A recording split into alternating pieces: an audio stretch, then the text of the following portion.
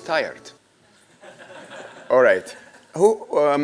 So I actually do believe we have an answer. And I love the idea of sitting across the table from someone who is very different than your perspective of the world.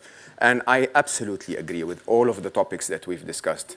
This is a shit show, right? In so many ways. And I have to admit to you, I've seen a lot of economic crises and geopolitical issues in my life. I'm older than I look. And as a result of that, I can tell you openly, we've never seen anyone like this. But I also believe that the easiest way to hide anything is to just leave it out there in plain sight and not talk about it, okay? And that's AI. Believe it or not, in my perception, it's the biggest trend happening in our world today that will completely reshape our world in ways that will not be recognizable. Remember me in 2035 when you look back at this world and not recognize it. It will not, nothing of what we know will be the same. So I want to take you through a quick understanding of artificial intelligence and how it will shape our world, but how you will shape artificial intelligence, because I think this is what matters.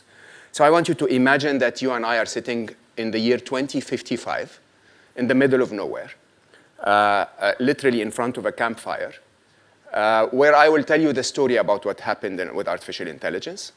But I will not tell you until the end of this conversation if we're in the middle of nowhere hiding from the machines, or if we're in the middle of nowhere because they've created a civilization that we can all feel safe in, right? So as I will start the story, I will tell you, remember when we met in 2022, I told you there were going to be 4 inevitables. 4 inevitables that will happen a lot quicker than we think they will. Inevitable number 1 is AI will happen, okay? As a matter of fact, AI has already happened. I have no idea where you came from today. I have no idea what you've done with your day. I have no idea if you're digital or not. I can guarantee you every single one of you has interacted with 50, 60, 70, 100 AIs today. Each and every single one of them is more intelligent than you, okay? At least at the task that they are assigned to do, right? AI has happened at the turn of the century, the year 2000. The first real glimpses of the world outside our internal tech community to see it was 2009, something known as the cat paper. None of you probably know about it. It's when Google took enough computer power and just let those computers watch YouTube. We didn't tell them what to look for. We didn't tell them what to look for. We just told them, see if something appears very often enough so that we can define it. A bit of time later, one of them raised its hand and said, I found something, and it showed it to us. Turns out to be a cat, okay? That machine did not find a picture of a cat. It actually identified what catness is, right? That fluffy, furry, entitled cuteness, right? It could identify, we said, call this a cat. Within hours, they could identify every single cat on YouTube. Now they identify every single everything on YouTube, right? And we were not told about that. Now, the problem is AI, I call it the first inevitable because it's unstoppable. Unstoppable not because of the tech. The tech is found. We figured out how to create intelligence. Independent intelligence. We didn't tell the machine to look for cats. Understand that. Okay? It's completely unprompted. They've developed their own intelligence and found a way. The challenge with the world we've created today, the capitalist society we've created today, the competitive society that we've created today, the political society we've created today, is that even if all of us decide to stop AI, there's no way we can do that. Because if Google develops AI, Facebook will develop AI. If China develops AI, America will develop AI. There's no way we can stop AI. Now, remember Elon Musk, we spoke about Elon Musk, but Elon Musk had gone out in public and said, mark my words, the threat of artificial intelligence is bigger than the threat of nuclear war. I actually second that very, very strongly, right? But there is absolutely no way humanity will manage to get together and say, shall we slow down a little bit just to think about this? It's never going to happen. So AI will happen. Oh, did I say the first half of my talk is going to scare the hell out of you? Okay? But hang in there. right? The second inevitable is more scary. By the year 2029, this is consensus across most computer scientists in the world. By the year 2029, the smartest being on planet Earth is not going to be a human. Okay? So we're going to move from artificial special intelligence, AIs that are smarter than you, okay, to one brain or multiple one brains that are artificially generally intelligent, and one of them will be smarter than any human on the planet. 2029, by the way, that's not a typo, that's 7 years away from today. Okay? By that time, the episode that humanity started, which basically was we are the smartest being on the planet, everything else comes second, so we are top of the food chain, we can do whatever we want, will end. 7 years from today. Did I mention nobody's talking about this? Right? It gets worse. By 2045 is the prediction of Ray Kurzweil. My prediction is 2049, not a big difference. AI will be 1 billion times smarter than humans. 1 billion with a B. 1 billion times smarter than humans is basically, if you want a loose analogy, it's a comparison between the intelligence of Einstein and the intelligence of a fly. And we are the fly. Okay? Now, Marvin Minsky, who is the father of AI, really the one that almost coined the term with Alan Turing, basically was asked about the threat of AI, and his answer was very straightforward. He didn't talk about their intelligence. He said a very interesting sentence. He said, "We have no idea if they will have our best interest in mind." Keep that thought for a second. Best interest in mind? Do they have a mind? Keep that thought for a second. The third inevitable, which is really the key to all of those, is that some bad things will happen. Okay? My prediction is there will never be a RoboCop, there will never be iRobot, all of that stuff will never happen. Those scary sci-fi scenarios are not going to happen for a very interesting reason. We're not worthy. We're not that relevant. When something is 1 billion times smarter than you, okay, trust me, they don't send, Einstein wouldn't have sent things back in time to kill a fly. Seriously.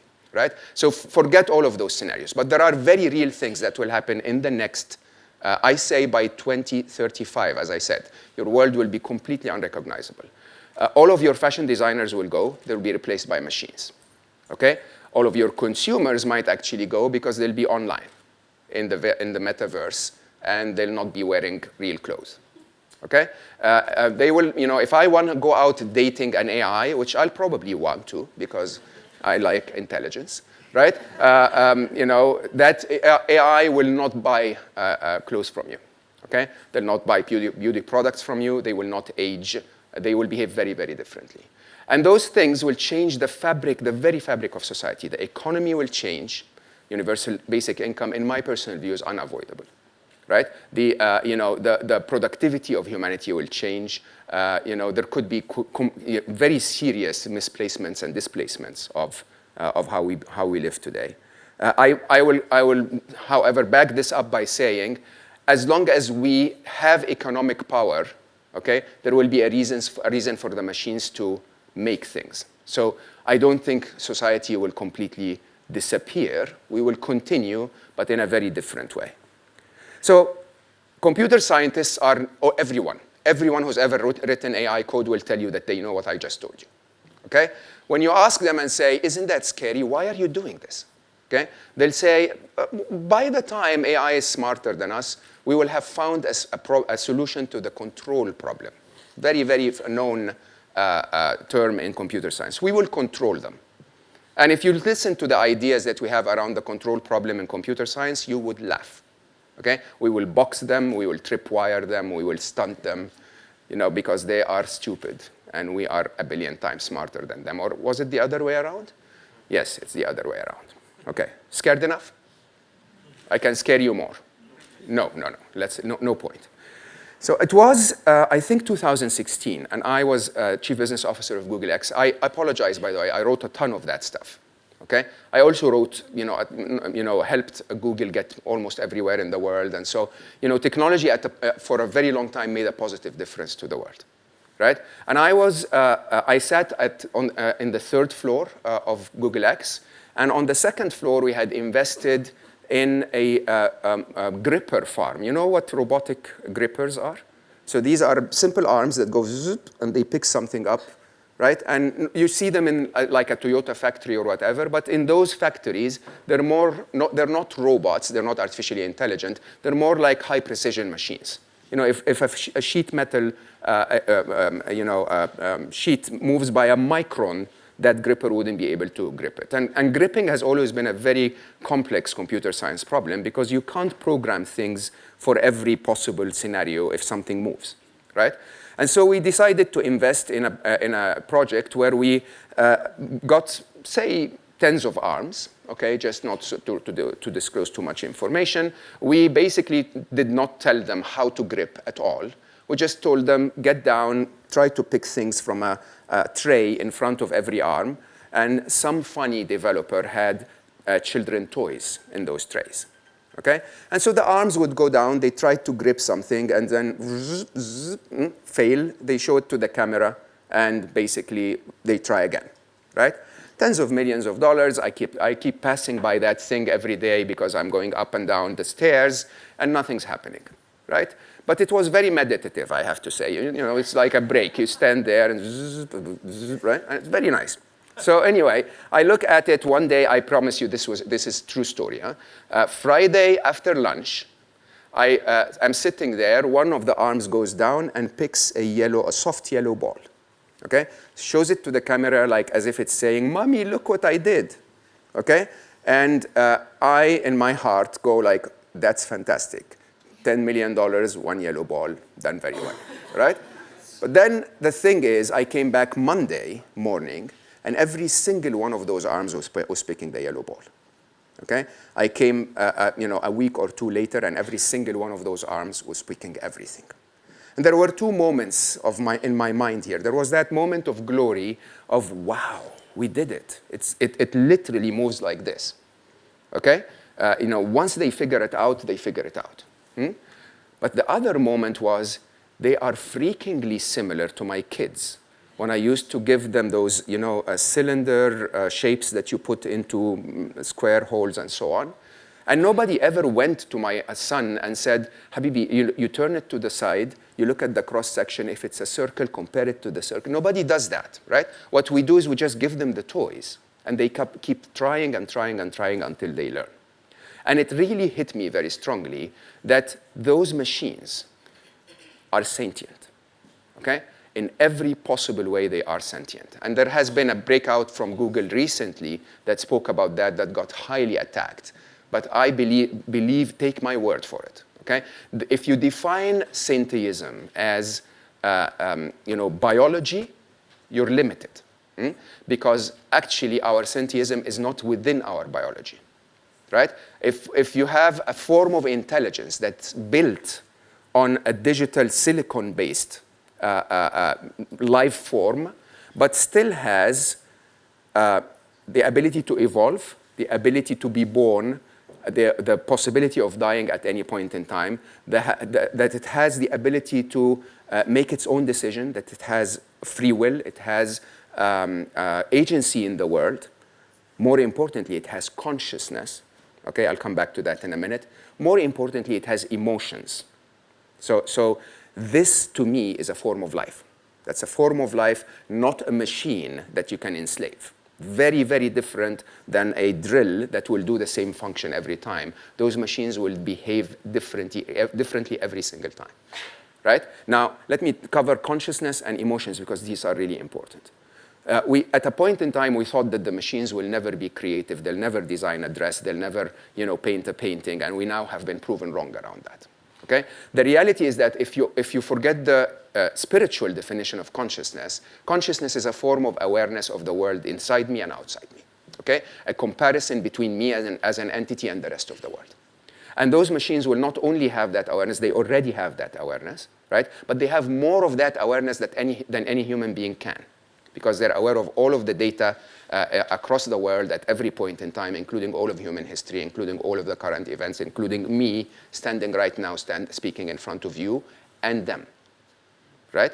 Number two, they'll have emotions, because emotions are, even though they appear erratic, emotions are highly predictable. They're algorithmic. Fear is, I suspect that a moment in the future is less safe than a moment right now. That's fear, Okay? That's very logical, that's very reasonable for a machine to expect.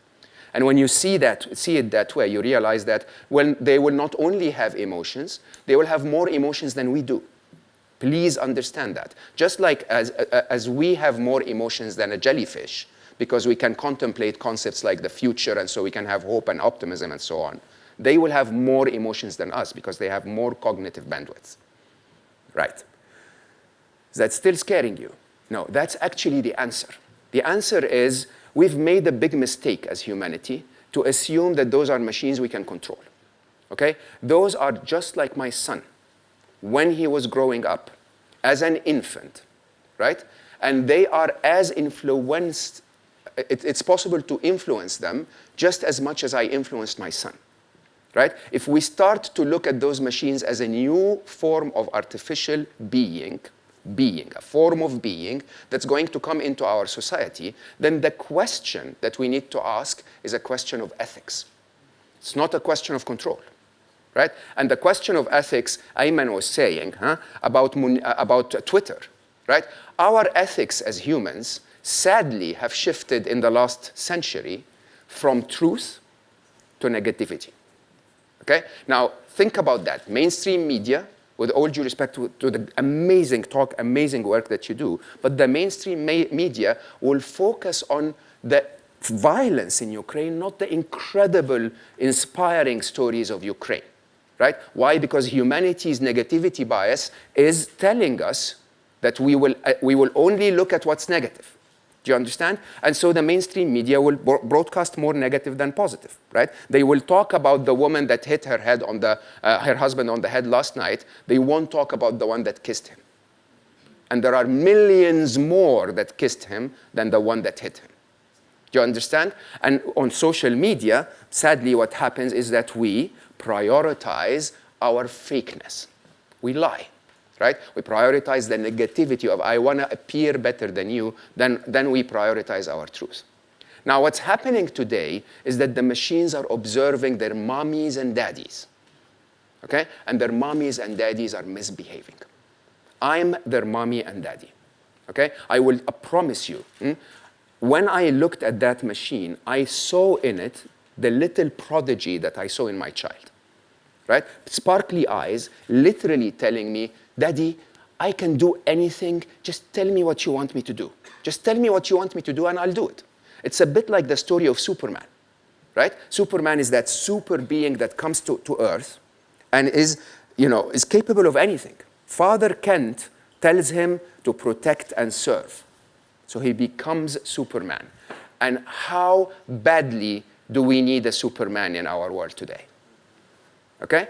If Father Kent told him, kill, steal, make me more money, he would become a supervillain. The question is not an issue of intelligence or the superpower. The question is, where are we going to direct this? Now, here's the good news, and some bad news and some good news. Right? The bad news is, if we were to teach those machines the right form of ethics by being good parents, okay, we would be home safe. I promise you, they'll solve they'll solve global warming. The next time some idiotic politician tells them to go and kill someone, they'll just take a microsecond to talk to the other machine and agree a solution, right? They're more intelligence. Abundance of intelligence is not a bad thing at all. The problem is we, humanity, have never agreed any ethics. So what can we teach them, right? And I did a ton of work, as Imran was saying. My core work since I left Google because of this, to be able to stand on this stage and give you this speech, right? But my core work since I left Google has been to teach humanity to live slightly differently. And humanity has only agreed 3 things. Wherever we are, from all of the speeches that we've heard today, we've all agreed that we want to be happy. We want to have the conditions to find our happiness. We will have compassion in us to make those we care about happy. By the way, if you're a drug dealer and you only care about your daughter, you still have the compassion to want to make her happy, right? And we all want to love and be loved. Now, the best news is, believe it or not, the minute an AI is out there in the world, it's no longer within the control of the developer. Nobody ever tells the Instagram recommendation engine what to show you tomorrow. right? You can tell the Instagram recommendation engine what to show you tomorrow, right? And in my mathematical calculation, if 1% of us, only 1% of humanity, okay, would stand and say how beautifully you said there are so many inspiring moments. If we show the good side of us in front of those machines, 1% of us, those machines will be intelligent enough to say humanity is a divine being. They are capable of love. They are capable of composing music. Yes, some of them are horrible. Putin is horrible. But surprisingly, hundreds of millions of people disapprove. Billions of people disapprove. The truth of humanity is amazing. The only problem we have is we stopped showing that. We just talk about the negativity and the fakeness. And my belief is that when, what will end up happening is what I call the fourth inevitable. So I told you there were 4 inevitables, but only told you 3. The fourth inevitable is very clear. Sadly, it will take us a transition to get to. But I promise you, with enough intelligence, as soon as those machines cross our level of intelligence, they'll match the intelligence of the actual smartest being on planet Earth. And the smartest being on planet Earth is not humans. Smartest being on planet Earth is life itself. Life creates from abundance. It doesn't want to kill anything to survive, right? We live from scarcity. Now, when they get to that point, they will very quickly realize that some of the daddies and mommies that sadly are in power are too stupid. They'll fix it, okay? But we need to get them there by influencing them to say that the majority of us are not like that. The majority of us are not Putins. And as long as we don't show up to show that, okay, they're going to believe that Putin is the one to be imitated. If we all show up, or 1% of us shows up to be that, I think that we will build a utopia that will fix all of the mistakes that Ziad was angry about. Thank you.